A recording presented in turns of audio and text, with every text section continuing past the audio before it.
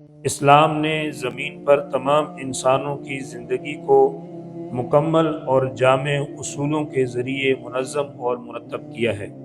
اسلام انسانوں کے درمیان تعلقات، خاص طور پر اقتصادی، معاشی اور سماجی معاملات کو شریعت کے اصولوں کی روشنی میں انجام دینے کی اجازت دیتا ہے اور حکم دیتا ہے۔ ان لین دین کی اجازت کا مقصد معاشرے میں ہم آہنگی پیدا کرنا اور ایک خوشحال زندگی کو فروغ دینا ہے۔ جب تک قرض لینے والا شریعت کے مطابق بتائے گئے اصولوں پر عمل کرے تو قرض لینا کوئی ممنوع عمل نہیں ہے۔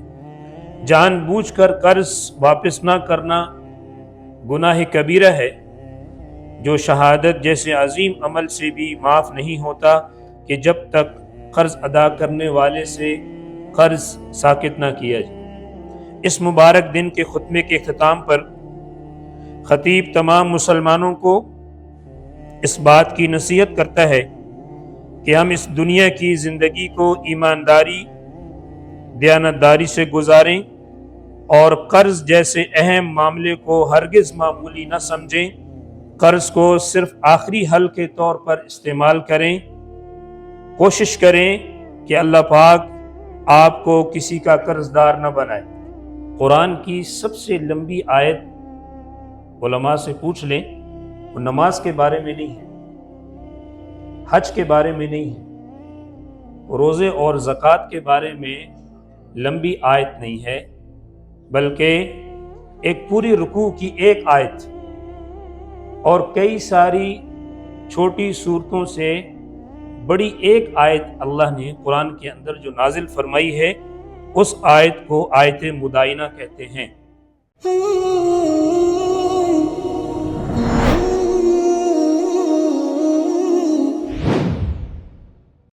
معزز سامعین و حضرات،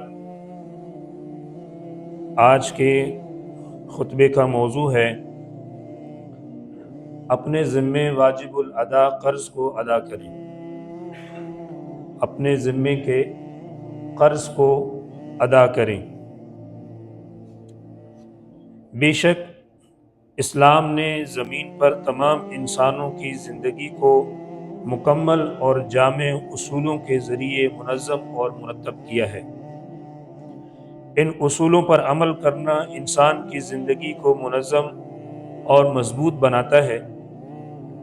مثال کے طور پر اسلام انسانوں کے درمیان تعلقات، خاص طور پر اقتصادی، معاشی اور سماجی معاملات کو شریعت کے اصولوں کی روشنی میں انجام دینے کی اجازت دیتا ہے اور حکم دیتا ہے۔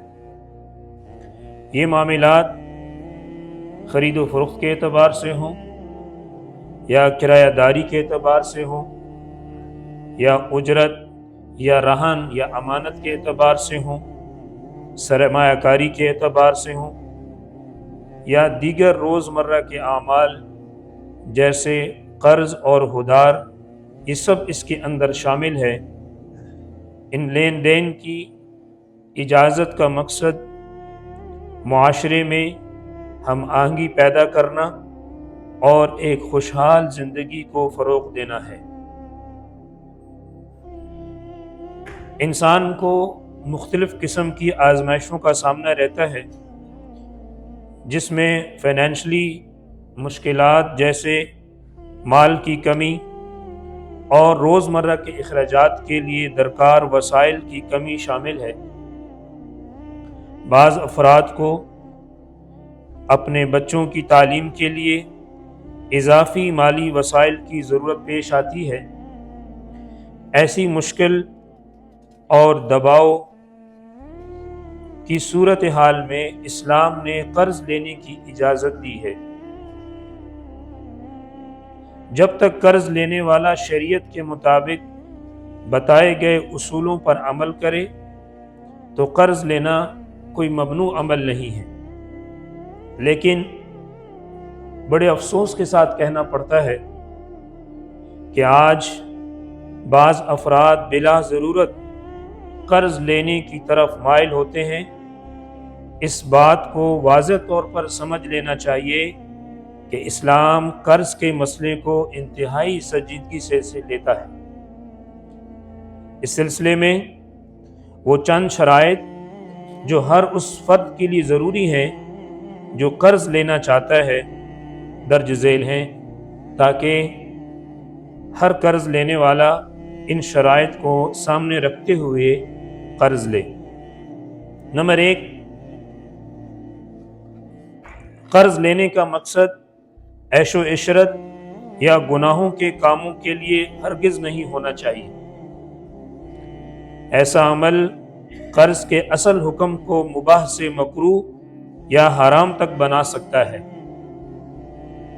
اگر قرض دینے والے کو معلوم ہو کہ قرض لینے والا غلط مقاصد کے لیے استعمال کرے گا تو وہ بھی اس گناہ کے اندر شریک سمجھا جائے گا۔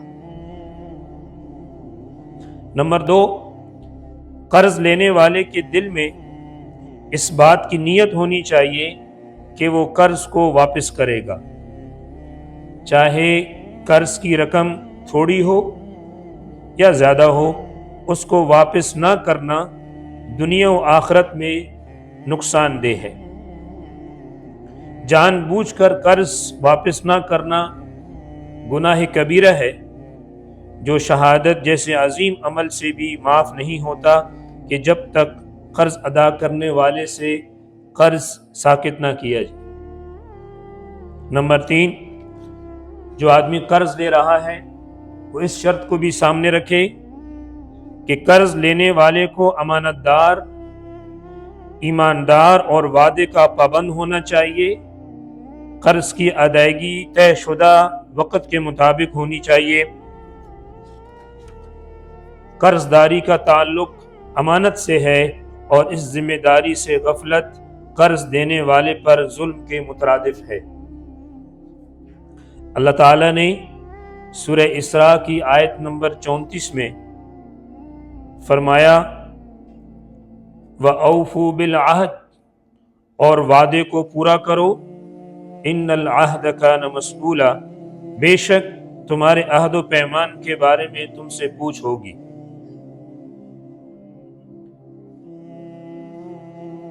بھائی تھوڑا سائڈ کرو۔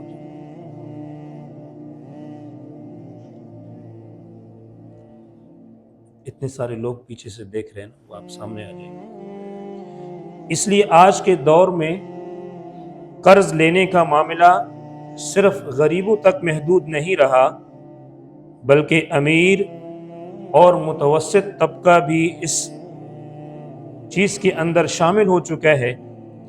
اسی وجہ سے قرض داروں میں مالیاتی تعلیم اور سمجھداری سے مالی منصوبہ بندی کی ضرورت بڑھ گئی ہے تاکہ وہ قرض کو عقل مندی سے استعمال کریں، اس بوجھ سے نجات حاصل کریں۔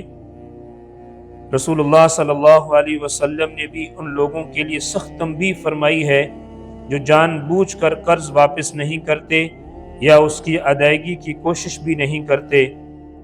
روایات میں آیا ہے رسول اللہ صلی اللہ علیہ وسلم نے حضرت صہیب رومی رضی اللہ تعالیٰ عنہ سے فرمایا، ابن ماجہ کی روایت ہے، ایما رجل یدین دینا وہو مجمع اللہ یوافیہ ایاہ لقی اللہ سارقا۔ آپ صلی اللہ علیہ وسلم نے فرمایا، جو شخص قرض لیتا ہے اور اس نیت کے ساتھ کہ وہ اس قرض کو ادا نہیں کرے گا تو وہ قیامت کے دن اللہ سے چور کی حالت میں ملے گا۔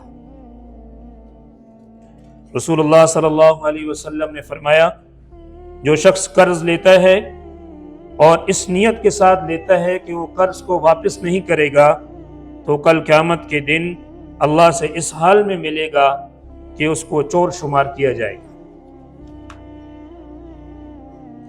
ملیشیا کے اندر ایک ادارہ P T P N T national higher education fund corporation, ایک سرکاری ایجنسی، اس بات کی ذمہ دار ہے کہ وہ طلبہ کو تعلیمی قرضے کی سہولت فراہم کی جائے تاکہ کوئی بھی طالب علم صرف مالی تنگی کی وجہ سے اعلیٰ تعلیمی اداروں میں تعلیم حاصل کرنے سے محروم نہ ہو اور وہ تعلیم کو جاری کر سکے۔ اس لیے اس ایجنسی کی ایک ملکی خدمات ہیں جو ملکی خدمت کے اندر ترقی کا بہت اہم رول ہے، اور بلا شبہ یہ بہت اہم کام ہے۔ اس قرضے کی مدد سے خاص طور پر کم آمدنی والے خاندانوں سے تعلق رکھنے والے اسٹوڈنٹس، طلباء بغیر کسی مالی بوجھ کے اعلیٰ تعلیم جاری رکھ سکتے ہیں۔ لیکن اس بات کا بھی خیال رکھنا چاہیے کہ جو ادارہ ہے PTPNT، یہ ایک ذمہ دار ادارہ ہے۔ ایک ذمہ دار ادارہ ہونے کی حیثیت سے ہمارے اوپر اس بات کی ذمہ داری بنتی ہے کہ ہم نے جو ان کے ساتھ وقت طے کیا ہے اس اعتبار سے باقاعدگی سے اور طے شدہ وقت پر اپنی اس قرض کی ادائیگی کی کوشش کریں۔ معزز سامعین و حضرات، یہ عمل نہ صرف آپ کی ایمانداری اور دیانتداری کی عکاسی کرتا ہے بلکہ اس بات کو بھی یقینی بناتا ہے کہ یہ سہولت آئندہ نسلوں کے لیے بھی دستیاب رہے۔ اس ملک نے اس ادارے کو جو PTPNT ذمہ داری کو امانت دی ہے، اس کے ساتھ ساتھ ہمیں تعاون کرنا چاہیے تاکہ اس میں تعلیمی کامیابی کا محرک بن کر اپنا کردار ادا کرتا رہے۔ اس مبارک دن کے خطبے کے اختتام پر خطیب تمام مسلمانوں کو اس بات کی نصیحت کرتا ہے کہ ہم اس دنیا کی زندگی کو ایمانداری، دیانتداری سے گزاریں اور قرض جیسے اہم معاملے کو ہرگز معمولی نہ سمجھیں جو ہماری زندگیوں کو جکڑے ہوئے ہے۔ قرض کو صرف آخری حل کے طور پر استعمال کریں۔ کوشش کریں کہ اللہ پاک آپ کو کسی کا قرض دار نہ بنائے، اور وہ بھی صرف اور صرف مجبوری کی حالت میں ہو، نہ کہ محض عیش و عشرت یا خواہشات کے پورا کرنے کے لیے ہو۔ آئیے ہم سب مل کر اس دعا کو اپنائیں جو رسول اللہ صلی اللہ علیہ وسلم نے ارشاد فرمایا: اللہم اکفنی بحلالک عن حرامک واغننی بفضلک عمن سواک۔ اے اللہ، مجھے حلال چیزوں کے ذریعے کافی کر دے اور مجھے حرام چیزوں سے بچا لے۔ اپنی عطا اور فضل سے مجھے اتنا غنی کر دے کہ میں تیرے سوا کسی کا محتاج نہ رہوں۔ یہ بڑا اہم اور جامع خطبہ ہے جو ہماری زندگی کے روزمرہ معاملات کے ساتھ اس کا تعلق ہے۔ عزیز محترم بھائیو، اللہ تعالیٰ نے قرآن کے اندر سورہ بقرہ میں ایک آیت نازل فرمائی، اور وہ سب سے لمبی آیت ہے۔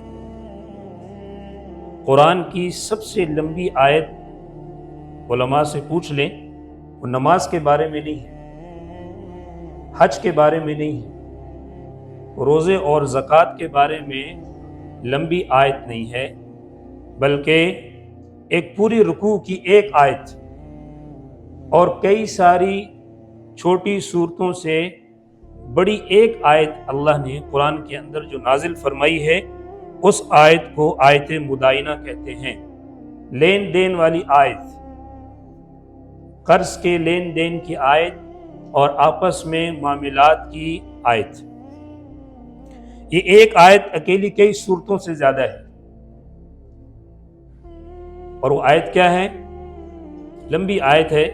یا ایھا الذین آمنوا اذا تداینتم بدین فاکتبوہ،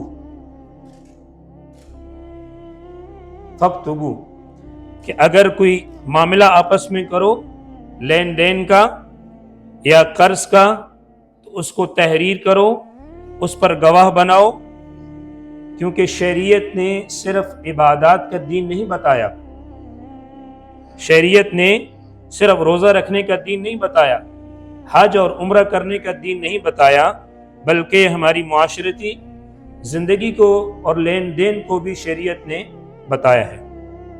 اس لیے یہ اگر لین دین کے اندر شریعت کے اصولوں کو سامنے نہیں رکھا جائے گا، جو قرآن نے بتائے ہیں، جو قرآن نے شریعت کے مطابق لین دین کے اصول بتائے ہیں، آپس میں خرید و فروخت کے اصول بتائے ہیں، اگر ان کو سامنے نہیں رکھا جائے گا، بغیر تحریر کے معاملہ ہوگا، بغیر گواہوں کے لین دین کا معاملہ ہوگا، تو یہ غفلت آپ سب جانتے ہیں کئی بار بہت سارے رشتوں کے ٹوٹنے کا سبب بن جاتی ہے،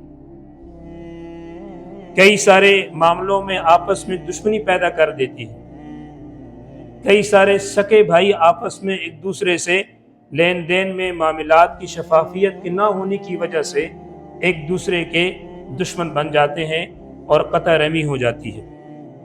لہٰذا ہمیں چاہیے کہ اس بات کا احساس ہونا چاہیے کہ جب معاملہ کر رہے ہوں تو اس کی لکھت پڑھت ہونی چاہیے۔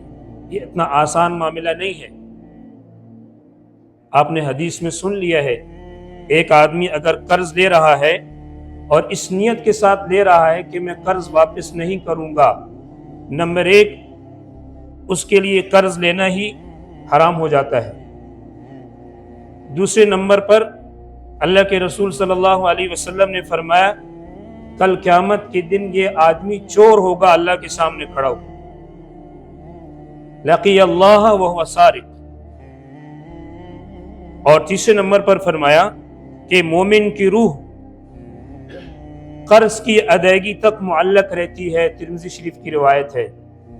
علماء بیٹھے ہیں، بعد میں پوچھ لیجئے گا۔ اور شریعت کا حکم ہے جب جنازہ پڑھانے لگو کسی کا تو مجمع میں آواز دے کر پوچھو کہ بھائی اس کی لین دین کی، قرض کی، مالی معاملات کی ذمہ داری کس کے اوپر ہے، پھر جنازہ پڑھایا جائے۔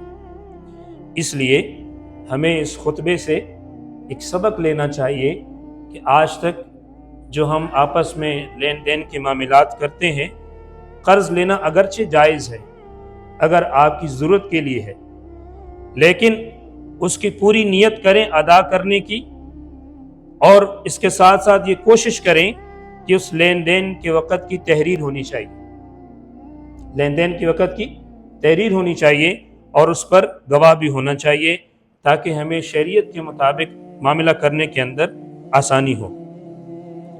آپ صلی اللہ علیہ وسلم کا یہ بھی مفہوم ہے حدیث کا کہ جو شخص قرض لے اور اس نیت کے ساتھ قرض لے کہ میں اس کو ادا کروں گا، بخاری شریف کی روایت ہے اللہ اس کے لیے قرض ادا کرنا آسان کر دیتے ہیں، اللہ اس کے لیے قرض ادا کرنا آسان کر دیتے ہیں۔